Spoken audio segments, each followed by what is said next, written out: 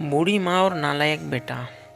एक बार एक बूढ़ी माँ को उसके बेटे ने एक वृद्ध आश्रम में ले जाकर छोड़ दिया।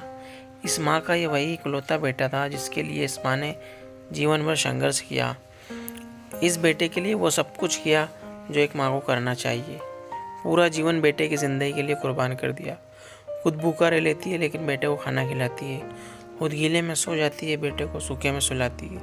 सारी परेशानी खुद ही बर्दाश्त कर लेती है, बेटे को ज़रा सी भी तकलीफ़ नहीं आने देती है। और अपने बेटे को किसी भी तरह की परेशानी ना हो इसलिए आश्रम में रहने के लिए भी तैयार हो गई।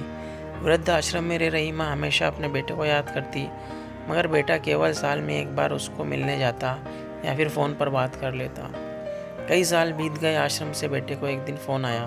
उन्होंने कहा, बेटा जल्दी से आश्रम आकर अपनी माँ से मिल लो, वो बहुत सीरियस है। बेटा जब अपनी बीमार माँ के पास पहुँचा तो वो अपनी माँ आखिरी सांसें गिन रही थी।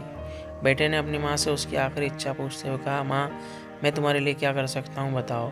माँ ने कहा, बेटा इस आश्रम में गर्मी और मच्छर बहुत ज़्यादा हैं, यहाँ पर कुछ पंखे लगवा देना।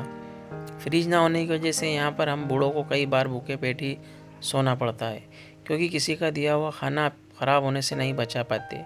तो इस आश्रम के लिए 1-2 फ्रिज भी खरीद दे देना।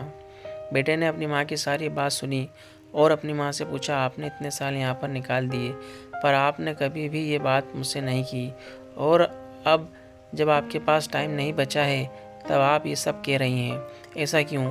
माँ ने बेटे को जवाब देते हुए कहा, बेटा मैंने गर्मी, भूख और पीड़ा सहन कर ली, लेकिन मुझे पता है जब तेरे बच्चे तुझे यहाँ पर छोड़कर जाएंगे तब तू ये सब सहन नहीं कर पाएगा, इसलिए तेरी सुविधा के लिए मैं तुझे ये सब लगाने के लिए कह रही हूँ।